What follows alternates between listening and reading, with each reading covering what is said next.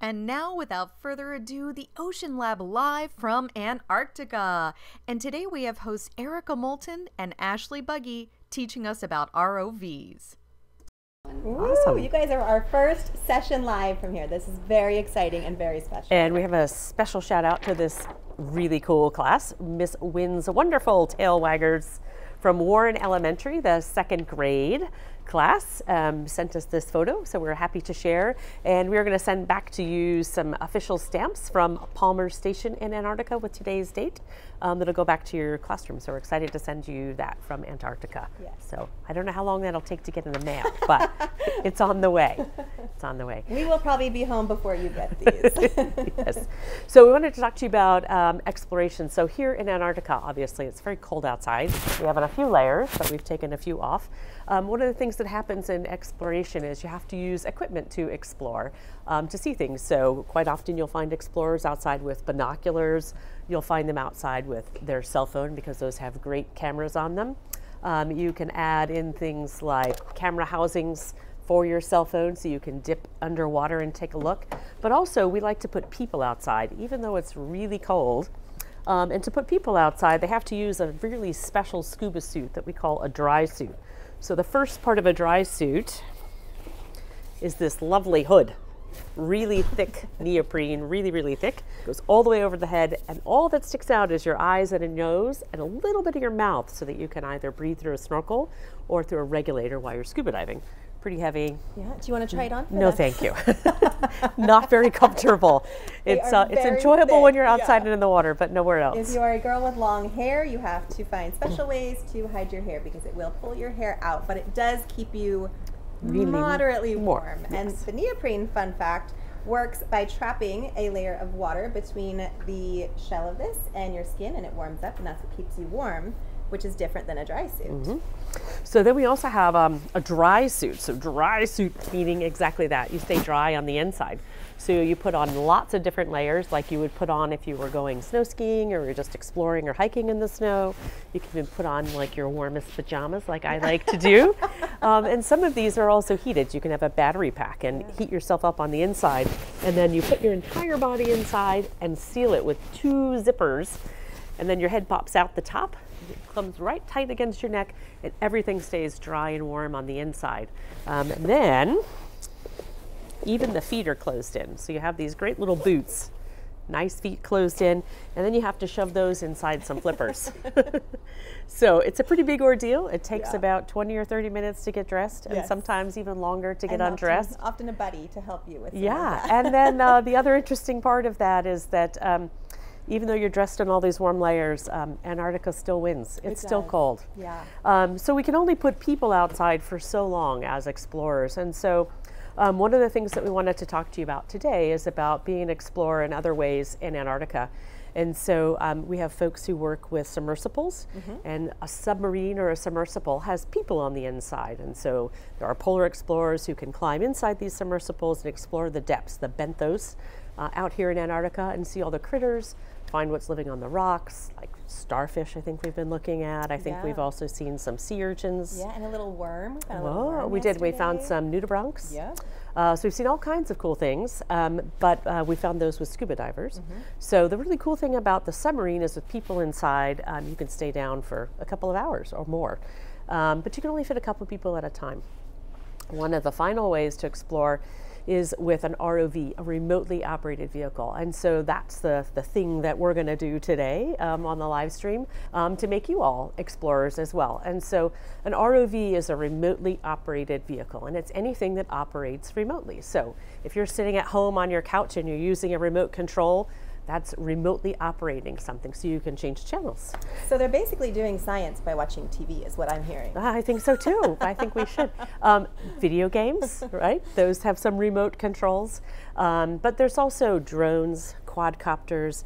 I think there's a couple of little toys too that I've seen where you can use a remote control to get the doll to spin and fly around. There's all kinds of different things. Remote control trucks and cars, tons of stuff. In the ocean, though, it's a little bit different because we have water interfering with what we call the radio signal.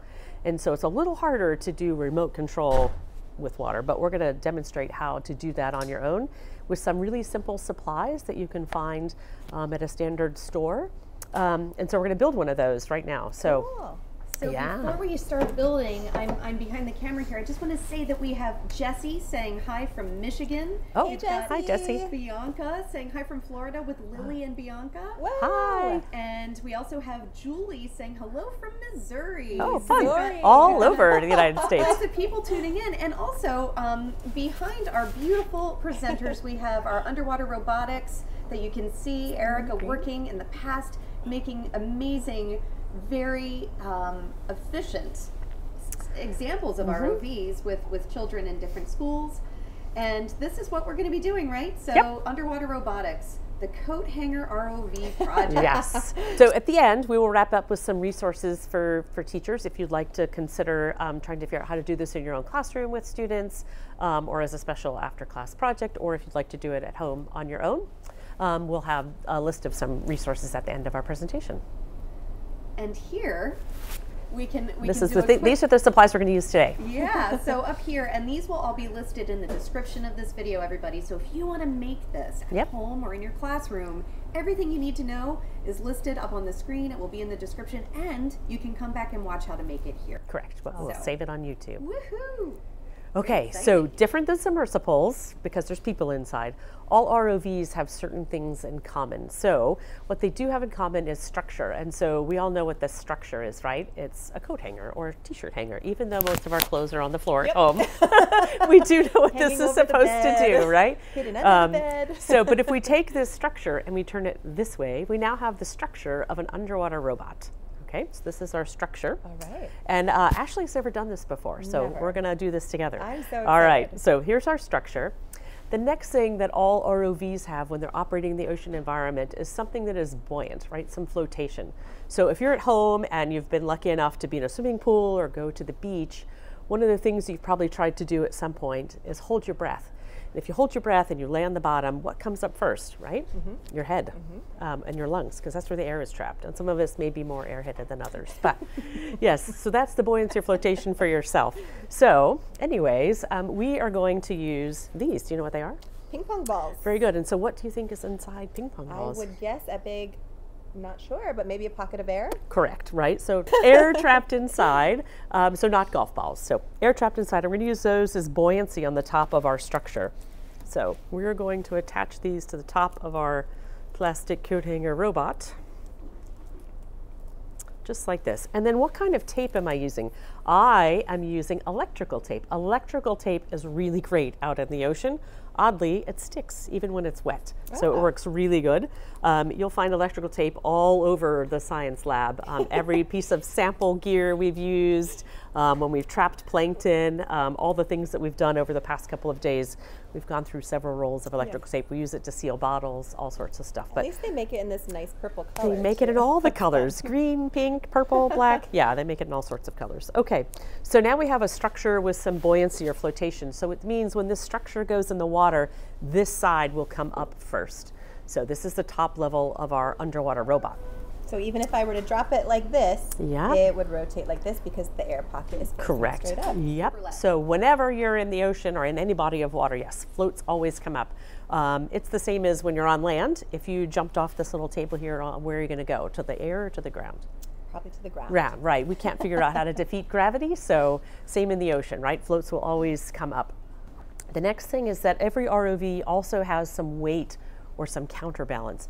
So instead of adding additional weights, I'm going to rely on the other component that every underwater robot also has, and that's motor or movement. And so we're going to use these little motors. So has anybody in the audience ever used a spin brush, a little toothbrush that spins in your mouth? Or there's some that sing. Maybe you've used a microwave oven and watched the glass plate move around, a blender. Maybe you're old enough, or maybe you're cool enough now to play records. All of those things that have the small motors that spin in a circle, those are all tiny 4 to 3, maybe 6 volt motors. They work great for underwater robots. Nice. So if you're into taking things apart, you can find these small motors in lots of spaces. You can also buy just the motor, but if you need a reason to take apart your spin brush, here's one. And it looks like the propeller on our ship, but smaller. But Correct. our propeller on our ship works very similar to that. Very good. It does. And so this special propeller here, this one I found on that online shopping website that we all love. We're not sponsored by them, no. so we'll leave it out. So this one I kind of had to figure out a way to get this beautiful propeller to stick onto the shaft of the motor. But this one I found on that shopping website, and it fits just right on there without any special adapters or special glue. So I prefer this one. It was over very creative this one. of you. Yeah. So motor works really great. Now, the one thing I need to add here is that these are kind of water resistant, not necessarily waterproof. And so using them with salt water is not going to work, but they'll work really well in fresh water. So in the bathtub, they'll work in a kitchen sink, they'll work in a big Tupperware tub if you just need to fill it with water, or your swimming pool. As long as it's not a saltwater swimming pool, these will work really well. Okay, so this is going to act as our weight, and it's going to also be in common with every other underwater robot in the world. It's going to create a motor, movement, and sometimes in the ROV world they call them thrust. So the thrusters to move forward. Now, these aren't things that go super fast in the ocean, right? We don't want to explore and miss anything. We want to be able to take pictures. We want to be able to swim past things slowly and not scare them in the ocean. So these also don't spin very fast. They're nice and slow, and we can do the work that we need to do in the ocean with these small motors. So we don't want to go very fast. Every ROV, again, has propeller or propulsion, and you see the difference here? There's 2 blades or 3 blades. If you want to be an engineer and do some water propulsion testing too, you can find them with 4 blades and 6 blades and see what the difference is, right? Okay, so back to this one. We need to figure out where to attach it on our underwater robot. Now, I'm going to pick right about here because I've done this before, but you can actually try a few different places on the structure of your ROV, and it'll work in a bunch of different ways. But the one thing that you really want to focus on is just making sure that your propeller can move freely. So that happens with a boat. We want to make sure that the propeller spins freely, doesn't hit the side of the boat, doesn't hit anything else.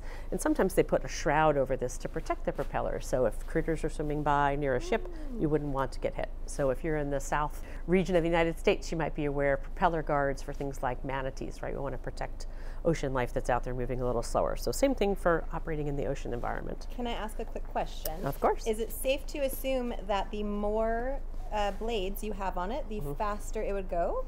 Potentially. Potentially. Yes. Okay. I don't think we should give away that answer. We shouldn't give away that answer. Okay. Yeah, I think if you want to, ocean operations and exploration is all about engineering and testing, and that's what science is. And I think that you should try a couple different ones out. Okay. Okay. So every ROV, again, we have structure, we have buoyancy or flotation, we have weight, we have motor, propulsion with propellers, and then we also have an umbilical. So for me, umbilical is also known as tether.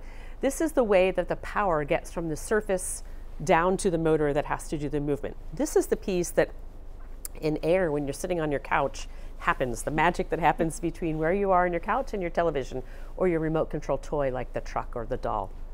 You can't do that in water. We can't get those radio frequencies and radio waves over to get the thing to move. So we have to be constantly connected with an umbilical or a tether. And so we've made this tether out of old phone wire. So most of us probably don't have a phone in our house anymore. We have a nice wireless phone, right? What your parents might call a landline. Yes. So, but your home telephone or Cat5 cable, which is still pretty popular. Before we did a lot of Wi-Fi, there's a lot of places where you can find some old Cat5 cable. It's all pretty similar. It's 18 gauge is the thickness of the wire. And then we use wire that's stranded. And do you want to take a guess on what metal we're using? What kind of wire metal? I would guess maybe copper. Perfect. And why did we choose copper wire? I am going to guess it's something with the conductivity, but Perfect. I do not know that to be fact, so don't write that one down. No, you can. You can, actually. So copper wire conducts electricity really, really well, and so this will work really great for allowing us to have power come from a battery source all the way down the tether, straight to the motor, and turn the motor on. So Very unfortunately today we don't have a 6-volt little battery with us, but lantern batteries are these nice square ones with the 2 squiggly tops. So if I was to take the bare ends of this, I can put popsicle sticks here and leave my little wire out. Oh. And then I can use the popsicle sticks as handles. Oh, hold on, ship announcement. We have to. Yes. So if we touch one wire to positive and one to negative, the copper wire and the battery together will send electrons down the wire essentially and power the motor. And Amazing. So these little motors are bi-directional, like bicycle means 2, right? So we get 2 directions. So if I touch one wire to positive and one wire to negative, the little motor will spin this propeller in one direction. Now, if I change and touch the other wire to positive and the other wire to negative, my motor will change in different directions. So given where I have mounted this specific motor on this underwater robot, it means that this underwater robot will go up and it will go down. And so if I mounted it a little differently, maybe this way, it might go forward and reverse. Very So we're just using one propeller and one motor to allow us to understand how to operate in the ocean environment.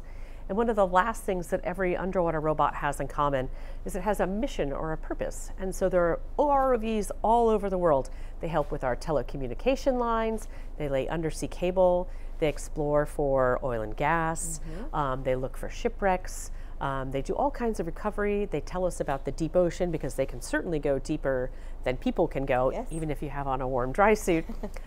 So this ROV, what's mission or purpose is it for us? Well, if you have a body of water such as a swimming pool or the bathtub or a nice tank of water, we can put dive rings from a swimming pool, right? If you've ever played in the pool to try and catch things. Yes. Yep. So if we go up and down in the water column, we can dive down and catch these guys. So our mission is to catch ringfish Amazing. with the coat hanger ROV. That's our sole purpose for this one. Or you can build other things and try and catch them in the pool. Yeah, or maybe even attach a GoPro or underwater camera Yes. and put it out in a Yep. body of water next to you and Yep. see what's down there. Yep. So if you're a little older classroom or a little older student and you're interested in learning a little bit more about the engineering and physics, you can play around with where do I put the ping pong balls, where do I put the motor, thinking about the center of gravity and how much balance you need to keep your ROV upright or in the direction that you want it to go. And then it's not very hard to step up from this really simple plastic coat hanger ROV to what we call a PVC ROV, and we have some of those in some of the other pictures where the whole structure is made out of PVC pipe, and we go up bigger with bilge pump replacement cartridges from a boat. Whoa. They still go nice and slow, so that's great. We're not going to harm anything. But then we can go from just one bidirectional motor to 3, and we can use switches and turn things on and off. And so then we can go forward and reverse and left and right and Amazing. up and down and all over the place and have a really big structure to be able to do things. And you can put collection baskets and GoPros on those. Yeah. I think it'd be fun to experiment with different amounts of ping pong balls to see what happens How with much the flotation? buoyancy. Yeah. Correct. And maybe if you had different too much amounts of weights flotation, you might not be able to do what? to go down. To go down. You might have to put more weight down here. Yeah. Ooh, we're starting to have questions coming in. Okay. So, and thank you everybody so much again for tuning in. We are so excited Yeah, to this is have Super fun. amazing. a Yeah. capability to be live from Antarctica today, and this is just a blast. So the first question is, can you use them in a lake perhaps, and can you have them use a camera underwater for you? Correct. Yes, you can use it in a lake as long as it's fresh water. You just don't want salt because it'll corrode the motor and you'll have problems with the electrical current. So we don't want to use them in salt water. But yes, if you live in, I guess I don't. Washington, Yes. Florida, Yeah. lakes. Yeah. So yeah, whether you're spending $6 or 60 million, all of the things are essentially the same. You have to have structure, you have to have flotation, you have to have propulsion, you have to have a mission or a purpose, you have to have a tether to the surface, you have to have a pilot. That's a real job. If you have great hand-eye coordination and you're really good at that kind of thing, ROV pilot or submersible pilot is actually a real career path that you can take. And also supervision. That's a big one too. Good Even us adults who are building things like this, I'm sure have the next level to make sure that everything is where it should be. So if you guys try this at home, make sure you have an adult look at it before it goes in the water. Ooh, we have so many people tuning in. Wow, this is great. Okay, so just to recap, I just want to thank everyone for tuning in. We've got Jesse in Michigan, Bianca in Florida with Lily. We've got Julie from Missouri. We've got Dancing Dragonflies, Cora and Leah from Florida, Tara from Florida. Wow, lots of Florida people. Florida. I'm a Floridian girl. We've got Floridians.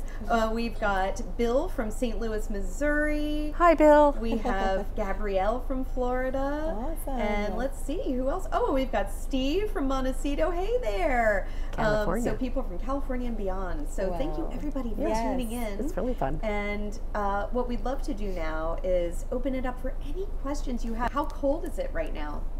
How cold is it here I think today? it was a little lower than 30 Fahrenheit today. Yeah, I think it was like about 29, 30 it's Fahrenheit. really cold. Degrees. So they give us the degrees here in Celsius. Because as Americans we use Fahrenheit, but we do the conversions down here. So I think it's been between 0 to 2 degrees Celsius on average. Yep, 0 to 2 Celsius and hovering around freezing. Basically. Yes, we've had big flakes of snow quite a few days. Yes, we've had snow, we've had rain, and right now there are some beautiful glaciers floating by. Which we had the opportunity actually to swim near these last few days. We got in our dry suits. We got to be in the water and touch the icebergs and be immersed in the Antarctic We've had water. a lot of wildlife as well. We've gotten to see, we saw a female elephant seal. We did. We've seen leopard seals. Crab-eater seals. Crab-eater seals, fur seals. Lots of penguins. Lots and lots of penguins. So Adelie penguins, chin-strap penguins, Gen 2 penguins. Yes, we're having these questions coming humpback in. whales. Oh, lots of humpback whales, which are my favorite. Yeah, we have Steve asking, can you dive in the water there? And the answer is yes. So I think Steve might have missed the beginning, but we have a dry suit here, which is a suit that is a very special, just for very cold water. Well, they're tropical dry suits too, but they're mostly for cold water where divers can, and you have it right next to you if you want to hold that up for a second again. For we can hold it up again. To see. This is a dry suit. And dry suits are fully sealed around your body to the exception of basically your head. You're just below your chin. There is a latex seal that goes around your neck. And a lot of these dry suits come with really thick gloves and a big hood. a very thick neoprene or wetsuit material hood over top of it that helps you stay cozy. I will say that you know, your face is exposed, so your cheeks and your lips and maybe a little bit of your chin. It does cold. It stings. I wouldn't say it gets cold. It stings. It hurts. It stings. Until it goes numb, and then you can't. And then you're okay. Your face can go numb.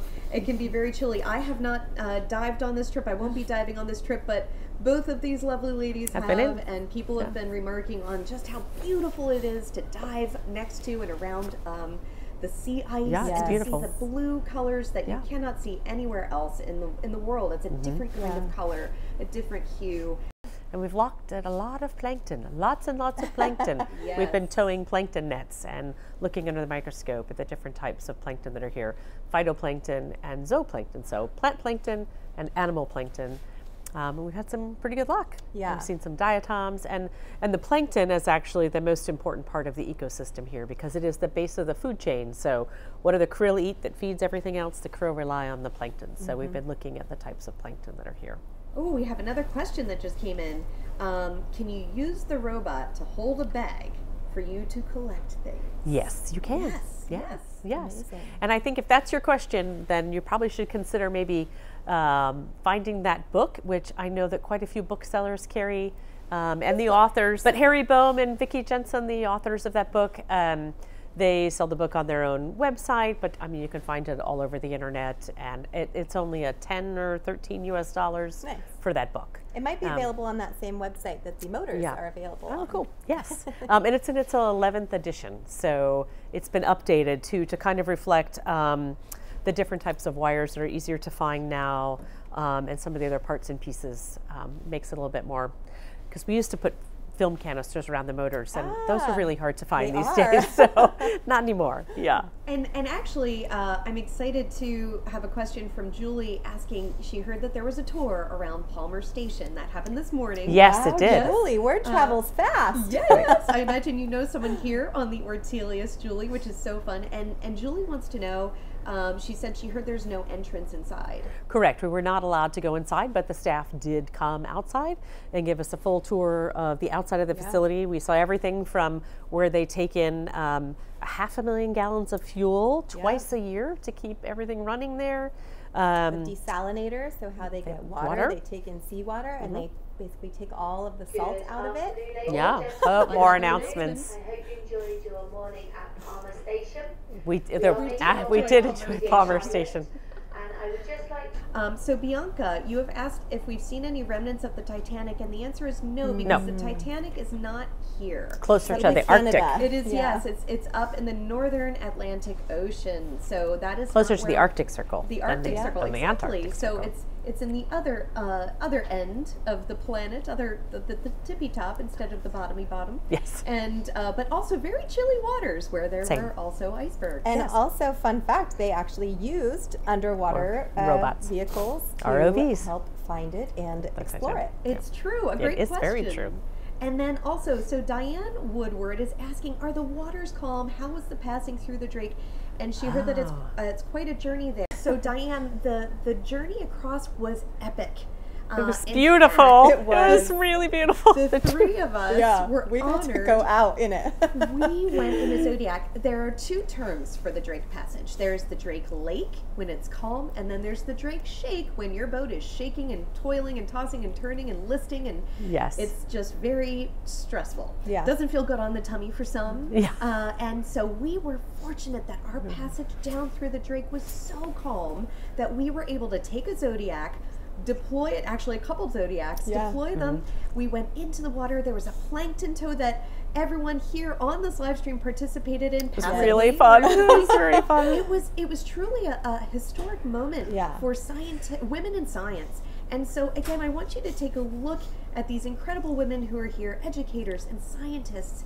And you can aspire to be like them if you want to be involved in the sciences. I think our Drake launch was all women. It was. It was all women. It was all women on that vessel. And then there were some other divers who went in a different Zodiac and actually dived in the Drake Passage. This pretty amazing. Happened. Very, very rarely happens that people get to take a Zodiac out into the Drake to do science. And the fact that we were all women made it even more important and special, and representing our families and our friends back home and all of our children and school children who potentially want to be out here one day doing this kind of science. It's available. It's going to happen. I think also, if you want to understand the enormity of the Drake Passage, we're in a pretty big ship, and it still takes us 2 days, 48 hours to get from the tip of South America to Antarctica. So it's a really big body of water that takes a really long time to get across. So to be able to stop in the middle of that and launch a small Zodiac was a really epic It was amazing. experience. And sunny and beautiful and it was great day. You know, out there in the virtual world, a round of applause. Bye, you guys. Thank you so much.